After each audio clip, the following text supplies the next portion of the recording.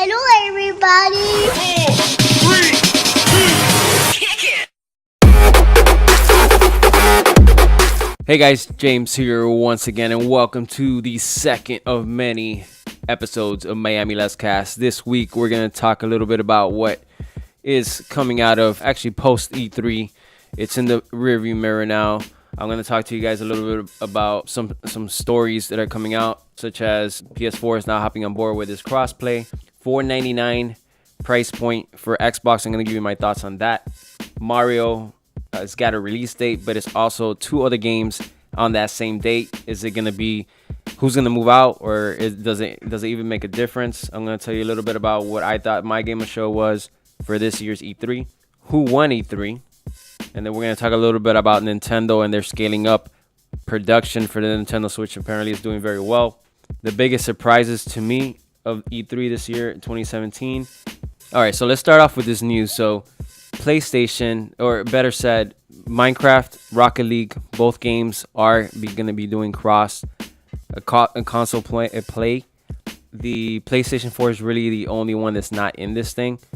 They have cited that it's because they want to protect the children. In short, they're saying that it's going to be the network is going to be too viable for these children to become influenced, and they don't have any control or such and such. A bunch of bullcrap, really. What I think is going on here, so Spencer Phil Spencer came out and he basically said it, and so did the Psyonix team, which is the developer of Rocket League. They both said, and they both pointed fingers to Sony and the fact that they're not joining in this cross-platform play. Minecraft again is one of these games. That's why Xbox is involved in this conversation, and also Psyonix with Rocket League. Now, I'm gonna go here, and what is it exactly that he said here? So it says we have a contract with the people who go online with us, that we look after them, and that they are within the PlayStation created universe, Ryan said. So this is the representative for PS4 for PlayStation. Exposing what in many cases are children to external influences we have no ability to manage or look after. It's something we have to think about very carefully. So to me, this is just some bullcrap. They're just looking for excuses to kind of deflect really what the true thing is here, is that right now they're the monster, the ones that they're in charge. And that's why I always say competition is so important in whatever industry. In this case, the video game industry. So when Microsoft was on top in last generation with the 360, I'm sure that they had to stick up their butt and would have done the same thing that Sony's doing right now. So now, of course, Microsoft is trying to play to kind of win some of these gamers back, some of these fans back. And that's why they're making moves that are right by the consumer, right? So who doesn't want to be able to do crossplay if you had the choice, right? So I'm sure there'll be options where you can turn off or off the feature, but if you really wanted to, it would just open up to more possibilities to play with more people. So who doesn't want that, right?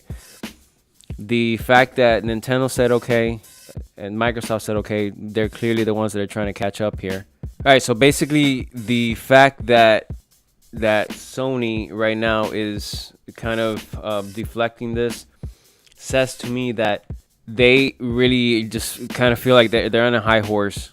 They want to keep Microsoft down. They want to keep Sony down because they're kind of playing catch up. Obviously, Nintendo just launched this past year, so with reason they're catching up. But in inverse, I mean, if you were trying to run a business, would you let your competition catch up?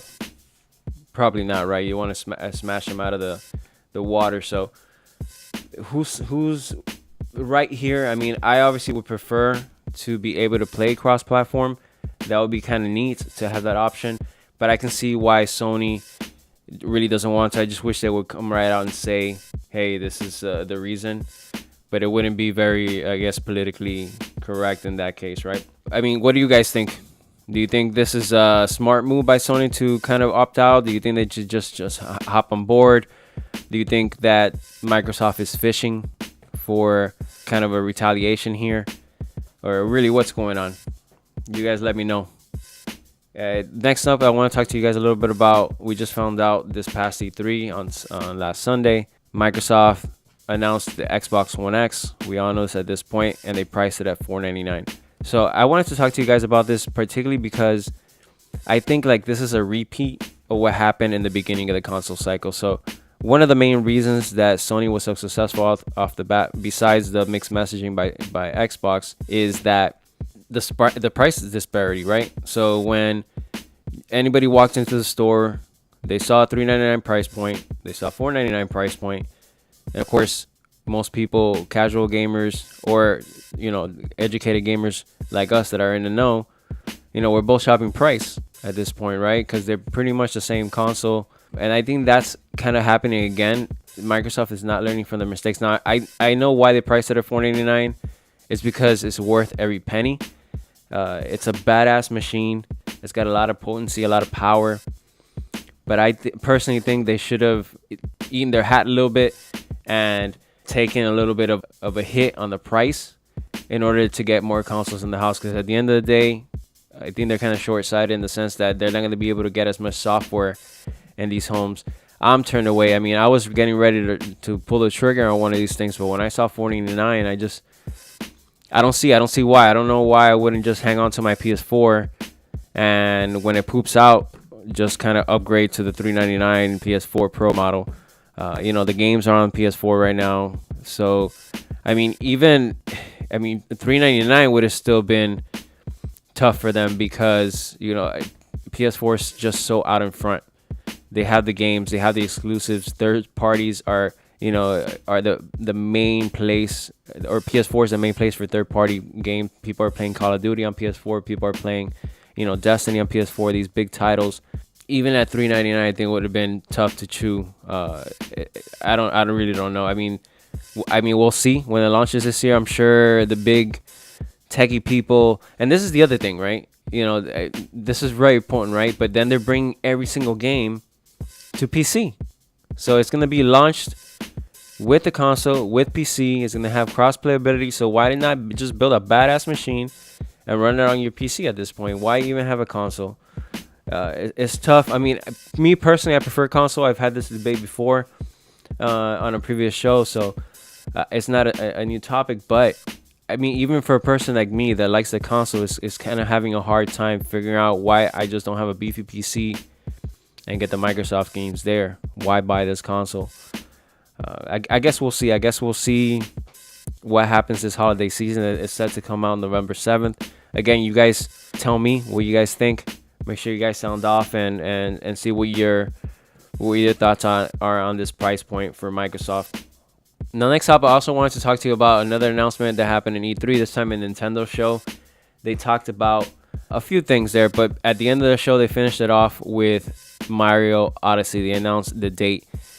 The game looks fantastic. Nintendo's really doing a great job just kind of having great announcements. It seems like there's a major release every single month from here until I can think of. I mean, we got October is Mario. We got what? July is just had ARMS in June.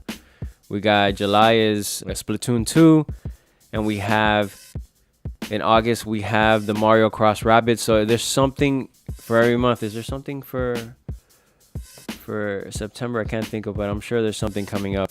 It doesn't come to mind right now, but the question that is not so much the Mario game, I'm definitely stoked for that, but the fact that it's coming out October 27th. So on that day, we have major releases, and these were all announced at E3. We have Mario Odyssey.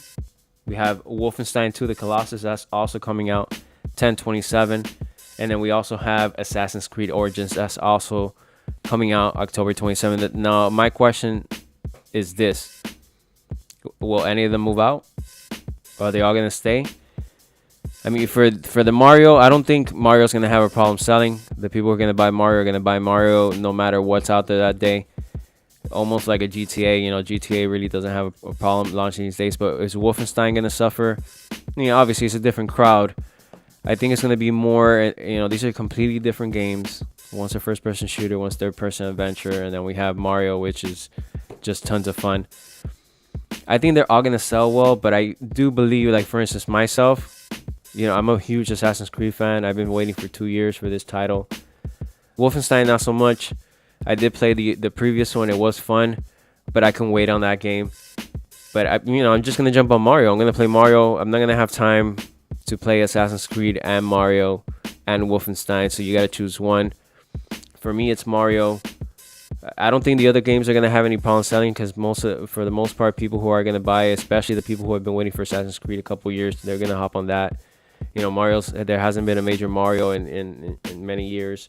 Wolfenstein 2 is in a class of its own, so I don't think that's going to suffer. But me personally, I would, out of these 3 titles, if I had to choose one and couldn't choose the other 2, I would go with the Mario title and run with it because it's going to be loads of fun. You guys tell me, sound off. What is it that you guys want to see? What is it that you guys want to play? Or what would you guys play if you had to choose between one of these 3 titles? All right, so next up, in the same topic here of Nintendo, let's talk a little bit about what is happening over at Nintendo. So I'm reading here. I actually read earlier. I'm pulling up the article now, and basically they're ramping up production. Again, previously I believe it was 8 million that were projected. They doubled that to 16 million. Yeah, so I don't see a specific number, but they are definitely ramping up the production. So obviously this is great for Nintendo. This is great for gamers. I noticed, there were a few announcements, specifically Ubisoft. Ubisoft is really supporting the Switch out of the major third parties. EA, they did talk about FIFA, but not really. The cool thing about the FIFA, for those who like the game, it looks like a full-fledged FIFA on the go, which is a first for the series, and that's going to be kind of cool. But the fact that they're ramping it up again, this is really good news. I hope this sends a message to Sony with the mishap that they had with the Vita. People are looking for mobile options. The fact that this thing gets put into the console, into the dock, and you can play it on TV is cool because that's a great option to have. But let's face it, most people, I would say 90% of the people or 80% of the people playing this thing is going to be on the go.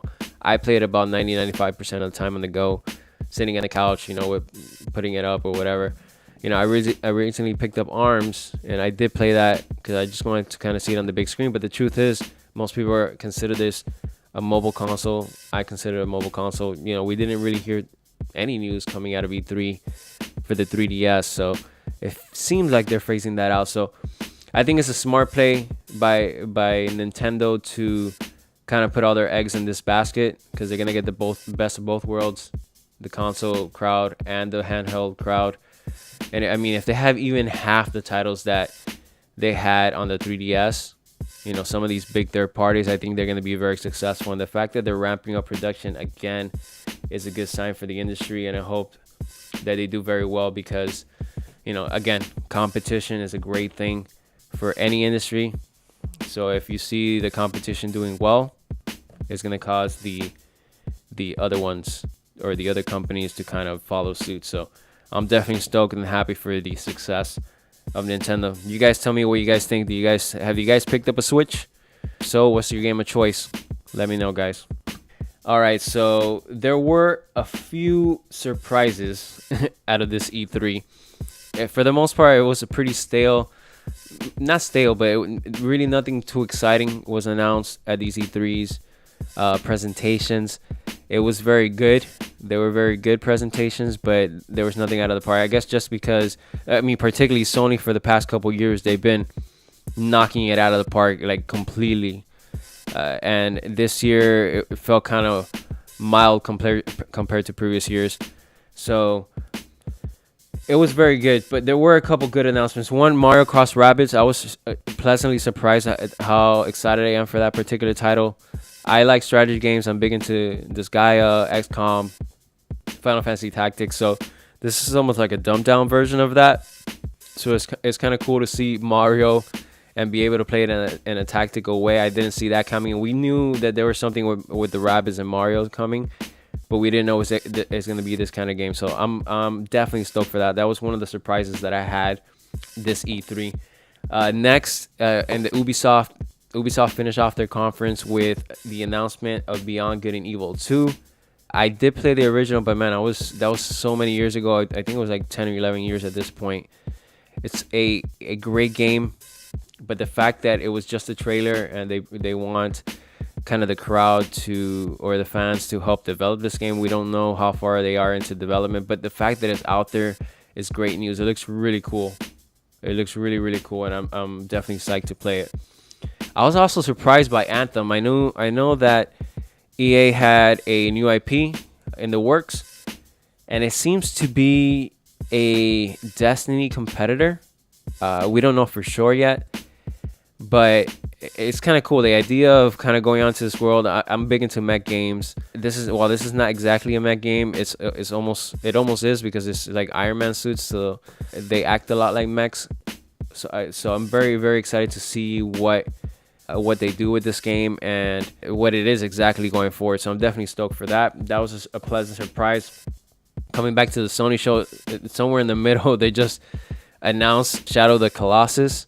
We later found out it's going to be a remake, not a remaster. So, or was it the other way around? No, I get confused. But the fact that it's coming out, it looks very, very good. I did play the first one, but I mean, the truth is, those games feel old when you play them nowadays.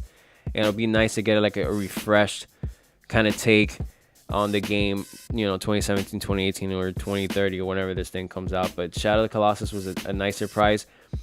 I was actually surprised as well. Monster Hunter Worlds. I was watching the trailer. The whole time I was trying to figure out, what is this? What is this? It was this guy with the sword. He's walking through, like this kind of jungle, and then they go into another part, and there's dragons and all these kinds of things. And I'm like, this looks kind of cool.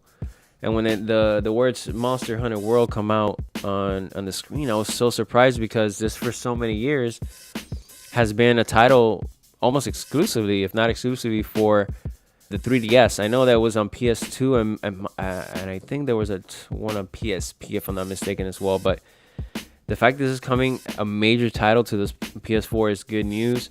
I'm stoked to see how that game turns out. It's very deep, very rich in content. So I'm definitely excited to see what they do with that. And then in the middle of Nintendo's conference, they also announced Metroid Prime 4 in development. I know this has got to be exciting for Metroid Prime fans. I'm more in the side of Metroid Prime, Metroid 2. That, to me, that was the epitome of Metroid, so I would have preferred to see that. But I'm still stoked to see what they do, because the Prime games are very, very good. Particularly the first two are very, very good. So I'm definitely stoked to see what they do with this one, and it's nice to see that they address the concerns of the fans after the Metroid Federations was announced, and people were just kind of disappointed with that. Now that we're getting a true Metroid Prime game is exciting. I was also surprised by the announcement of Dragon Z Fighters.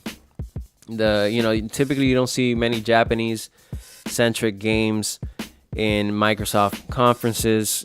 It shows this, what they're trying to do, kind of stretch their fan base and bring some of these games over. There was a handful of Japanese games, but the one that stood out to me was Dragon Ball Z Fighters, particularly because I am a big fan of Dragon Ball Z.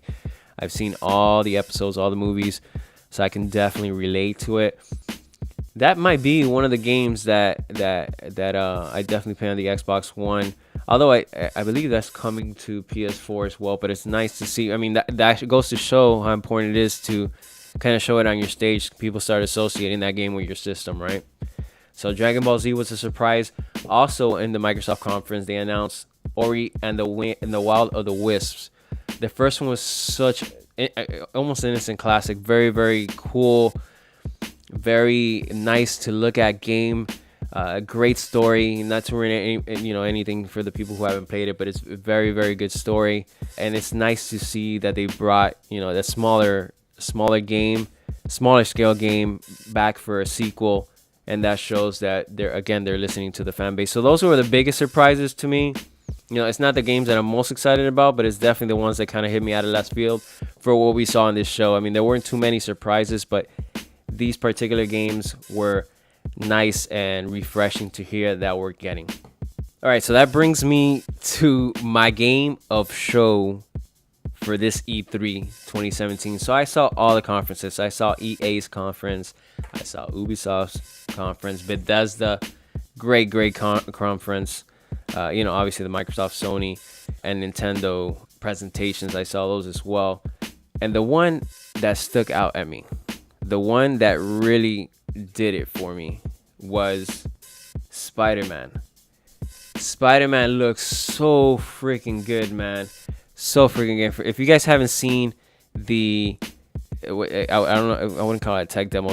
I guess the gameplay trailer, it just looks fantastic. Now, the gameplay is very, because they said it's going to be open world, but it's very, linear. There was a lot of quick time events in there, but the Insomniac developer did clarify that it is an open world game, and they kind of wanted to keep it tight for the presentation. But I'm definitely stoked to see, what they do with this game. The fact that we're getting, a true, Spider-Man game, the way that it deserves, in the vein, of these Batman games that people are excited about. It's good to see a good AAA, very, very good Marvel game, particularly Spider-Man. He's my favorite character growing up. It was always me and my brother when we were younger. We would battle it out, saying, who's better, Wolverine or Spider-Man. And I was always about a year and a half older than my brother, so we would always play, pretend when we were younger, and I would pretend to be Spider-Man. He would pretend to be Wolverine, and it kind of brings back those memories of when I was younger. And that's part of the reason why I'm very excited for this Spider-Man game.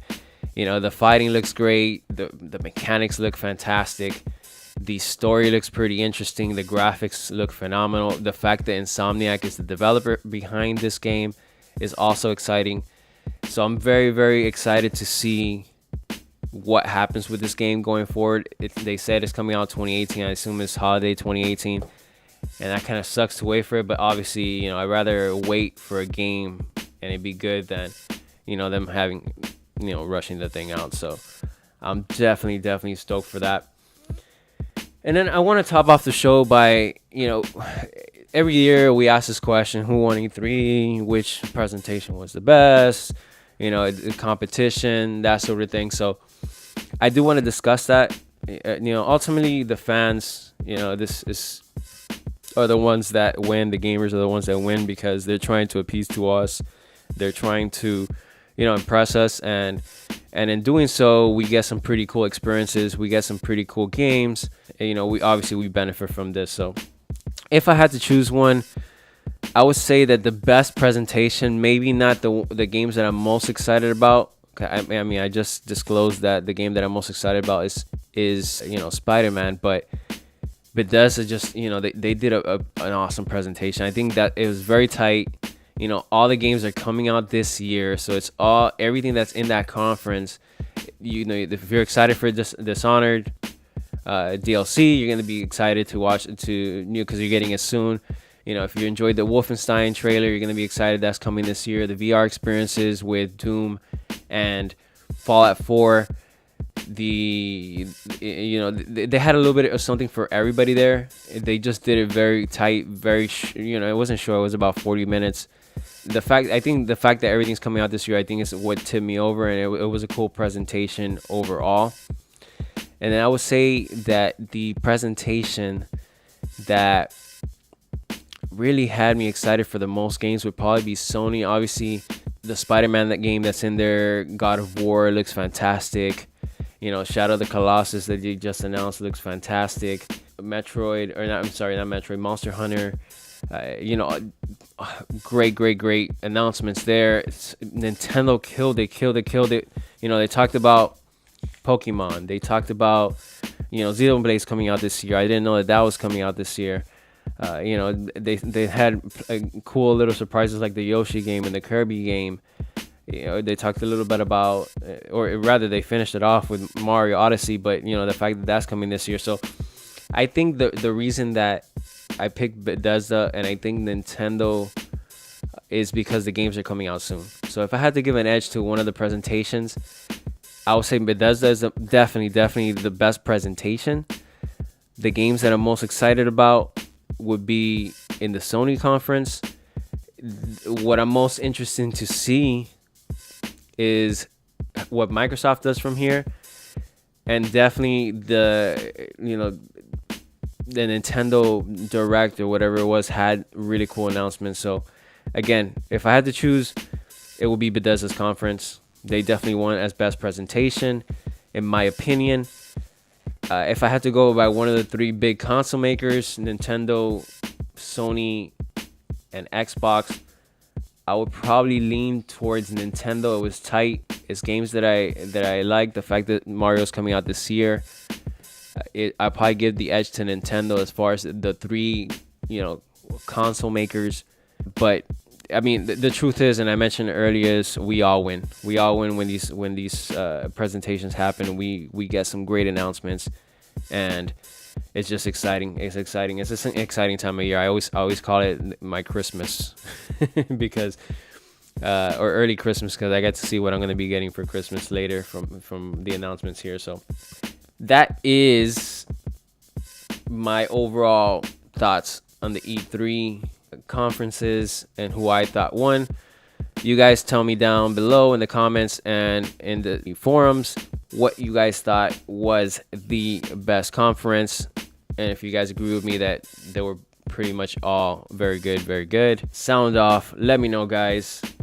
I want to thank you guys so much for listening. That's going to do it for the second episode of Miami Let's Cast. I want to thank you guys so much for listening, for watching on YouTube, and of course, guys, make sure you guys check out MiamiLet'sPlay.com. I've created a pretty cool website for you guys there. All my videos are there. There's forums there. You guys can knock yourselves out writing in the forums there. You guys can comment on everything. I mainly do a lot of Yu-Gi-Oh content. It's a game that I enjoy playing. If you guys have any requests as far as any deck recipes you guys want to see, make sure you guys let me know in the comments. You guys can email me, MiamiLet'sPlay@gmail.com. You guys can also check out the website, reach me there. Follow me on social media, all that good stuff. Again, guys, thank you guys so much for listening and watching. And until next time, guys, game on.